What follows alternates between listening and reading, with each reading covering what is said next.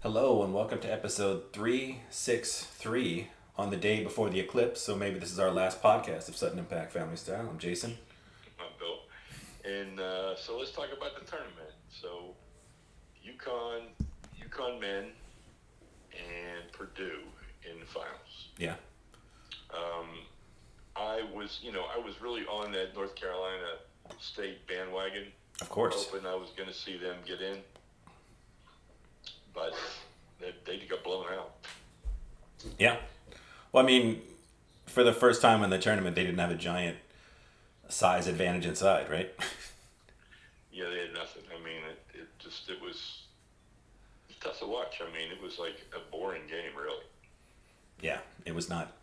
It was definitely not entertaining. No, I mean, it had moments in the first half, but they still never got within. I don't think they got within six, No, and like you said, and like, then they got blown out in the second half. and no matter what the score indicated, it never felt like Purdue wasn't going to win. It was almost the same in the UConn Alabama game, right? Where it was just, Yeah, I mean they'd have Alabama would have a couple of runs, and then UConn would come back with a big run, and then Alabama would start creeping back, and UConn would have another big run.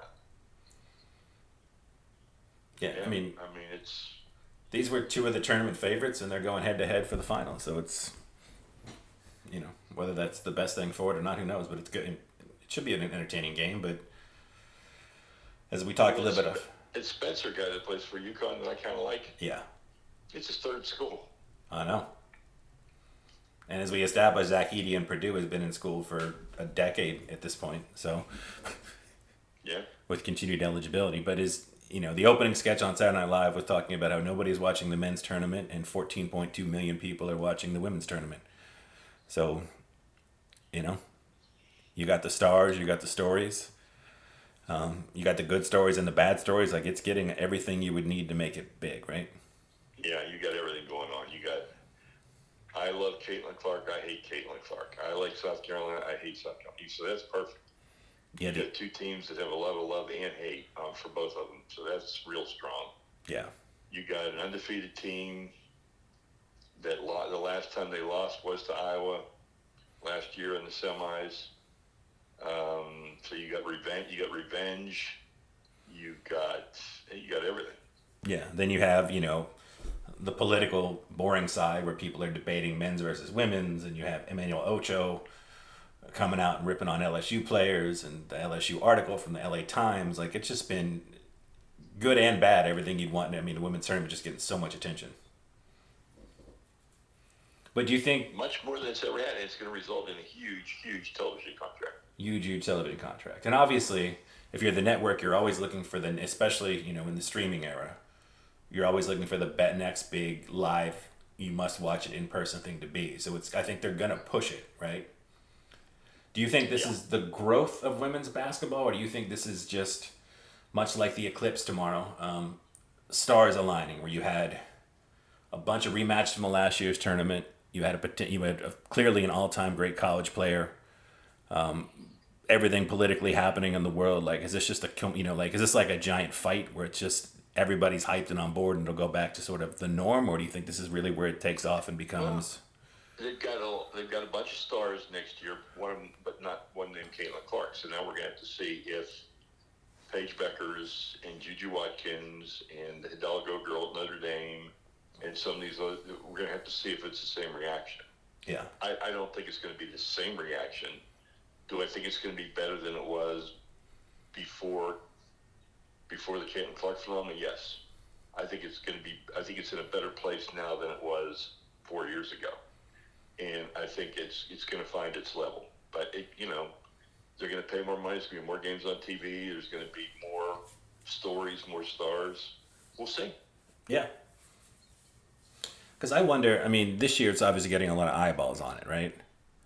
Well, here's what I proposed to your cousin Kaylee, Okay. who wrote a nice article, and I said, okay, let's say if it's Caitlin Clark or not Caitlin Clark, let's say this predominant star, right, Right. that everybody wants to see was blatantly gay, would we have all this attention, all this coverage, and would we adopt this gay star?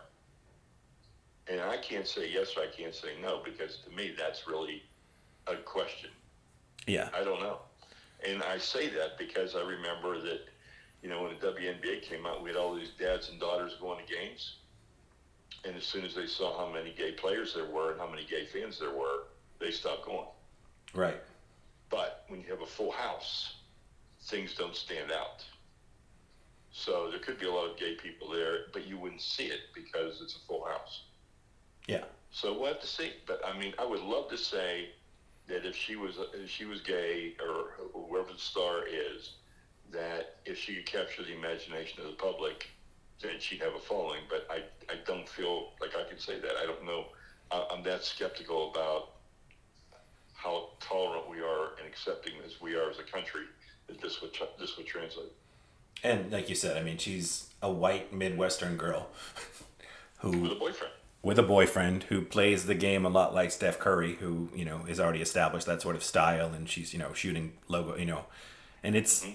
and as people point out, one of the reasons Steph Curry is so popular is not just his greatness and his charisma and his charm, but if you're a kid, you're never going to be Giannis, right? Yeah. 99.99, but you could and while you'll never be Steph, you could conceivably be Steph. You could be 6'2", 6'3", really good shooter, right? You're not going to rock the Yeah. rim, but you can shoot 30-foot threes if you practice enough. Now, like again, not saying you could ever equal Steph, but it's a relatable game, and she has a relatable game. Exactly. And And that's a big part of it. it is. And then, obviously, the other big issue facing women's sports is, the inclusion of, are trans women going to be included? And, the South Carolina coach, I think, endorsed it, and a few other coaches have said so. So, I mean, that could be you know, That'll be a big boiling point. a big boiling point. Yeah. Yeah. All right. So who you got today? I've got to go to South Carolina, but I've been wrong on every pick so far. I'll just ride the bandwagon and just be the opposite. I'll say Caitlin Clark, and then in the other game, like I think UConn is just too good in the men's side. I think they are too. I think they're, I just think they have too many weapons and too many. I think Kling Kong and Zach Edey will Cancel each be a other out. wash. Yeah. Like I think I Edie. think Zach Edey will outscore him and out rebound him. Yeah, but it's the first time Zach Edey is facing someone that can physically hold up to him. I think Edie's obviously a better player. He's a national player of the year. Like he's, I don't know what kind of pro he's going to be if he would get drafted outside of the second round. But this is the first time he's going to have to go against another giant in the tournament, right? Yeah, I think so. And a legitimately talented giant. Like I said, like we said, Edie is clearly the better of the two, but it's different, Like Jokic is the best center in the NBA, but when you can throw three bodies at him, he's got like Minnesota. It's got to work a little harder, and sort of a similar thing. Which I guess we can move into the NBA, right? Yeah, let's move in the NBA. So we're coming down to the last week of the season. And it looks like, the Hawks have a 36-42 record in the 10th spot, and the next team is Brooklyn at 31-47. So it's hard to imagine. I feel like we're pretty set. I mean, you might, you have Cleveland, We're Orlando. set in the East. The West is still kind of a little open as the pairings. Yeah, the pairings. But even East, you've got that cluster of, 47, 46, 45, 45 wins. Although the Knicks seem like they're going on the wrong direction right now with, Randall out for the year. But the Magic, the Cavs, and the Bucks who are reeling, like those teams could shuffle a little bit. Yeah, but like you said, for the most part, we're pretty locked in. I thought a few weeks ago that the Bucks had a real shot, but the way they're playing right now, I could see them going out in the first round. But I think the big story in the East right now is that Joel Embiid is back in time for the playoffs. Embiid is back, and they've played well since he's been back. And he's, he hasn't had a lot of miles on him this year, that's for sure. Yeah. He should have a lot of energy. He doesn't look rusty. No, he does not. He looks great. And I think, as a lot of people have pointed out, there was some skepticism of like, do you bring back, a 7-foot, 300-pound man coming off an injury? But he's never been healthy. And he's usually pretty run down at the end of the season, either going for MVP or just having to work his team in the playoffs. So it's like now at this point, if you can roll him out healthy and well rested, this might be the best Embiid you're going to get in the playoffs in his career. Could be, yeah, could be. And the rest of that team has been playing pretty well. Like I know they're in the eighth spot right now, but I mean the Pacers are in the sixth spot at 44. So I mean the Sixers could easily move up ahead of the Pacers. And they're a team that if I was the Bucks, the Cavs, the Magic, I would not want to see early in the tournament. Yeah, there's some really, really interesting matchups possibilities. I like the way the Lakers are playing right now. Yeah. As people point out, the crazy thing is the Lakers have played really well for about 2 months straight, and they're still in the eighth spot. Because New Orleans, Phoenix, and Dallas have all played really well. Obviously, the Thunder, Nuggets, and Timberwolves. The Clippers have been the only team that's been kind of fading lately. And they've just won 2 in a row again, so it's very exciting. I'm really excited for the NBA playoffs. I think the NBA finals, the NBA playoffs this year are going to be really, really exciting. And much like we talked about with women's college hoops, you've got tons of stars, tons of stories, tons of, you got it all, right? Yeah, it's that time of year, too, where, if you're a fan and, you haven't seen some of these players, and now you're going to get to see them play against each other in some really good matchups. I mean, because if you're living, in the East, you don't get to see a lot of the West Coast games. No. And now you're going to get to see those. You get to see the Mavericks. You get to see some of these teams that you haven't seen. And I just want to read, this is my little weird list, but like the Nuggets have the number 1 seed, and you've got Jokic, 2-time MVP, and Jamal Murray, right? Incredible players. Right. Minnesota has Anthony Edwards, who might be the most exciting American player to come along in a long time, right? Yes. Oklahoma City has Shea and Jay Will, whichever Jay Williams you want to go with, because they're both playing really well, and Chet. The Clippers obviously still have the triumvirate of Kawhi, Harden. They technically have Westbrook, Paul George. The Mavericks have Luka and Kyrie. The Suns have Booker, Beal, Durant. The Pelicans, like Zion, has come alive. The Lakers have LeBron and AD. Golden State has all of Golden State's, Steph, Clay. And then you've got, Sacramento, who has Fox and Sabonis, who aren't quite the household names of all the other guys. But every team has Because you don't get to see them. Yeah, but now you'll get to see them. That's 10 teams with legitimate superstars on every single squad. Yeah. And that's, It's a beautiful thing. It's a beautiful thing. And again, like I said, when you get to the East, the Celtics obviously have Tatum and Brown, but I think people, they seem to be 2 of the least type great players in my lifetime. The Bucks obviously have Dame and Giannis. The Cavs have Donovan Mitchell, Mobley. Not as exciting. The Magic have a nice young team, right? Paolo's a really good player. Franz has been a little disappointing. But then you got the Knicks with Jalen Brunson, who's probably the most popular Knick since, I guess, Jeremy Lin's little sprint. Yeah. Then you got Halliburton, Jimmy Butler, Joel Embiid. Like that's, if you're the NBA, I don't know that you've ever had this many like household name stars, all in playoffs, all in contenders, all in their primes, all at once. With the argument being LeBron might not be in his prime at 40, although he's playing out of his mind good. But that's, like I said, that's an exciting playoff. I think it's going to be some of the best playoffs we've seen in a couple of years. Yeah. And legitimately, I would say that Denver and Boston have to be, they're my favorites. Of course, yeah. But anything can happen. Yeah. In the West. I don't know if anything can happen in the East. Nobody's really, like I said, the Sixers are your one wild card, and probably if Embiid had stayed healthy, they're probably the 2 or the 3 seed and not the 8th seed. So we would pretty much be chalk. Mm-hmm. Like I said, the biggest bummer is the way the Bucks are playing and the way that Doc Rivers has been talking about the Bucks. Like I don't know what's exactly wrong with that team, but it's not good.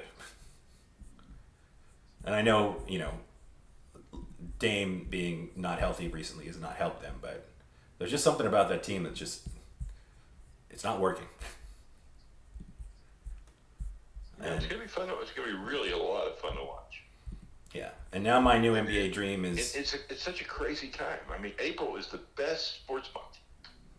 Yeah, it really is. Opening of baseball. You got the Final Four. You got the NBA playoffs starting.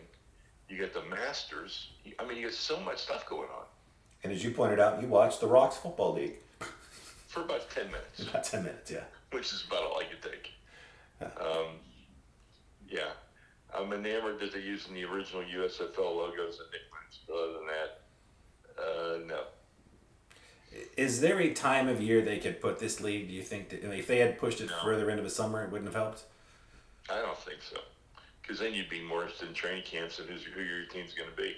I mean, you're just so, unlike some of the other sports, you are so entrenched with who your favorite NFL team is True. in the NFL that I think there's no room. There's no room in your heart or your head.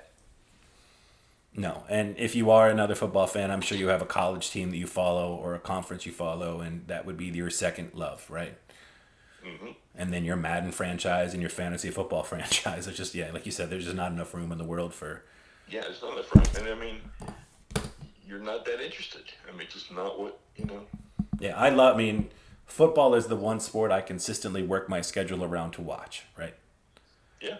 And it's hard for me to imagine any circumstance where that would be, even if I was living the life of leisure, where I had, an abundance of funds and 24 hours a day to watch, I still can't imagine that would ever make my list of things to watch. No. At some point, I would probably watch half the shows that I've still never gone back and watched that I said I was going to watch during the pandemic.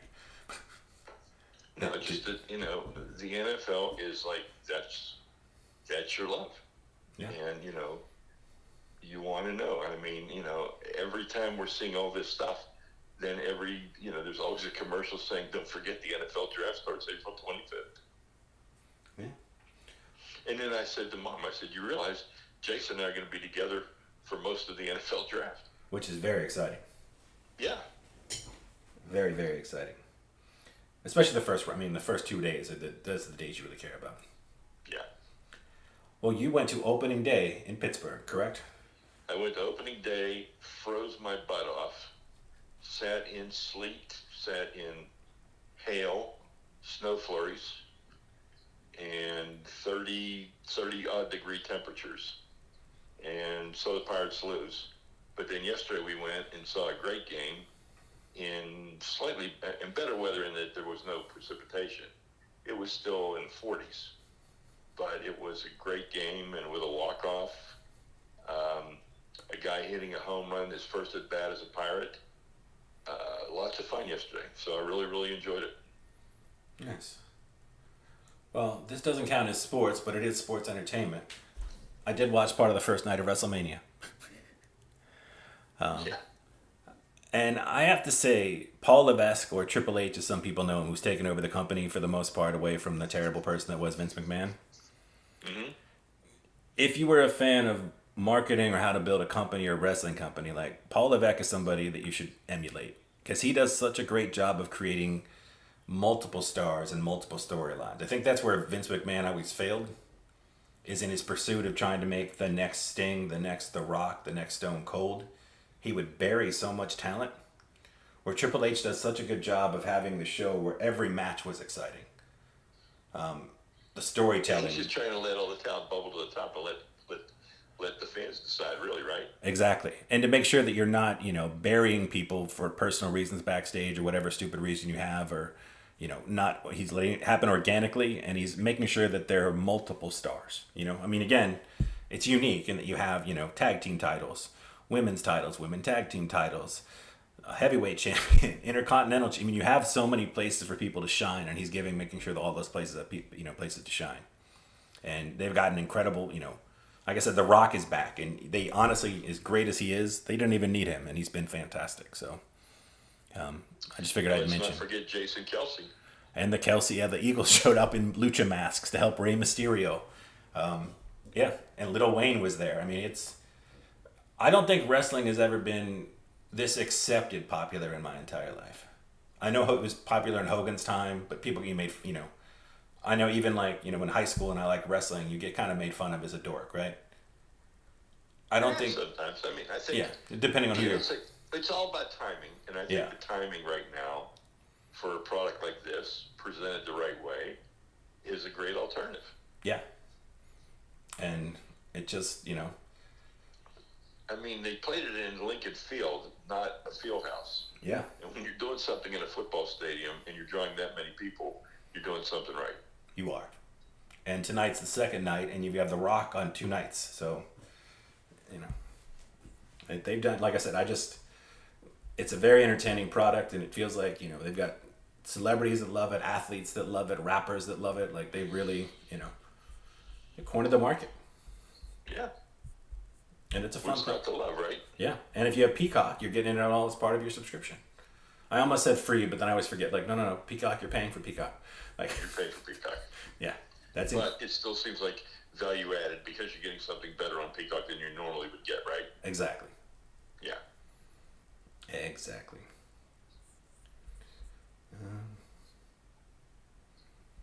I guess that moves us to food and entertainment, right? Well, I'm shout out to the Masters. It's one of my favorite things to watch all year. I'm Oh, yeah. excited that I'll be able to watch the Masters in a couple weeks. Um, well, I guess it's next weekend. Yeah. And I just think it's so well done. I think that, there's no question who runs it. I mean, they control the commercials, they control everything. They don't exploit anything. So you get a lot of golf, you get a beautiful golf course. And then I'm in a fancy thing where I get to pick one golfer. And I was in one a couple weeks ago at the Players, and I picked Victor Hovland. And I thought that was a good pick, and he got crushed. So I'm trying to figure out who I'm going to pick when I get my pick for the Masters. Yeah. It's like a draft, so it's random. So, if I'm picking 10th or something like that, I better do some homework so I can figure out who I want to pick. I would say so, yeah. But I did have a good food moment. Oh, let's do our quick Steeler minute. Okay. Pat Fryermuth, Cam Hayward are very impressed with Ross. He's been working out with a couple of receivers in San Diego. And on your side of the world, Justin Fields was thrown with some people, and they're very impressed with his arm. It's a very short Steeler moment, but it just, it did happen, so. No, and the draft's coming up, and so we know we're going to we're still waiting to see if we're going to get another free agent wide receiver. Yeah, I mean, I think Tyler Boyd is still the name to watch. He's a Pittsburgh kid. The Steelers clearly need a number 2 and a number 3 wide receiver if they really want to compete, assuming these rookies don't come in and just blow everybody away, which is possible. But yeah, it's like I said, I can't wait to do a little draft talk. So I'll give you my food moment. So yesterday, for lunch, because this Pirate game wasn't until 4 o'clock, Mom and I went to the North Shore Tavern, which is right across the street from PNC Park. And the North Shore Tavern is famous for steak on a stone, where they bring out your meal and it's on a hot stone and it cooks in front of you. Okay. So you can have steak, you can have shrimp, you can have scallops, you can have swordfish, or you can have any combination of all those things. So Mom ordered scallops on a stone. And so they don't carry it out, they wheel it out on a tray. And then they put your tray in front of you with the scallops on the hot stone. And then they tell you how long you have to cook it and when to turn it and everything else, but you actually do it at your table. If you're doing a steak, it's much more in your control, but seafood, they told Mom she had another minute to go, and unless she wanted done more than that, but they were delicious. They were huge scallops, and it was kind of fun. It's a fun way to present it, and it's a great, the place is all Pittsburgh Pirate, Steeler, Penguin memorabilia. It's a really cool place directly across the street from the stadium, so it's really cool. Sounds delicious.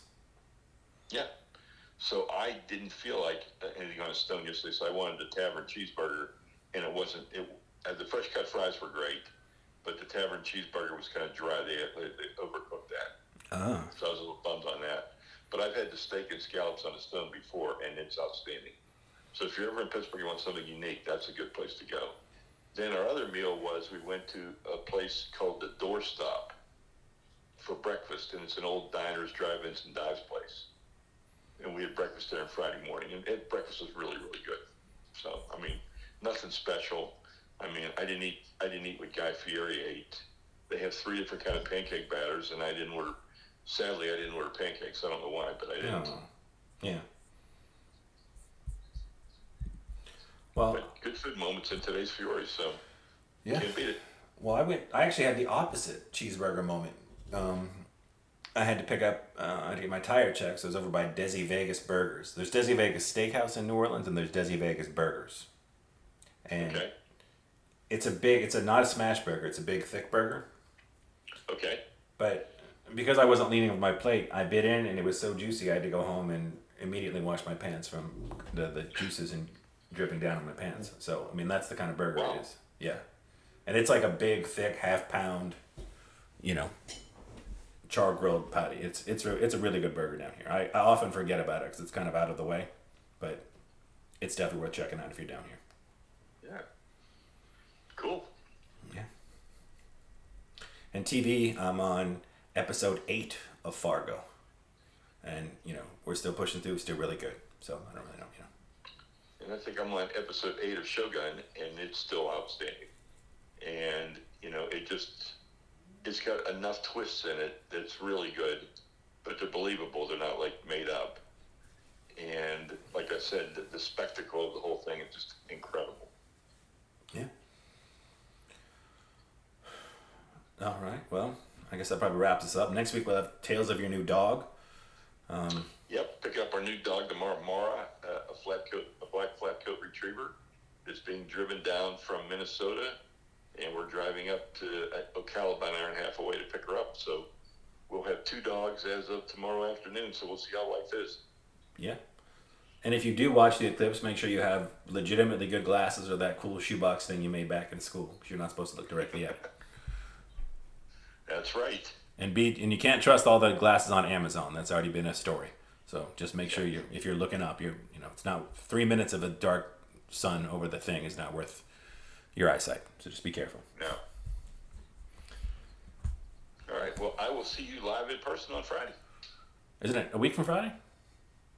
Oh, that's right. A couple weeks from now. That's Okay. right. I was like, I'm just excited. I was like, wow. I was like, that's next week. I was like, I have not planned out properly.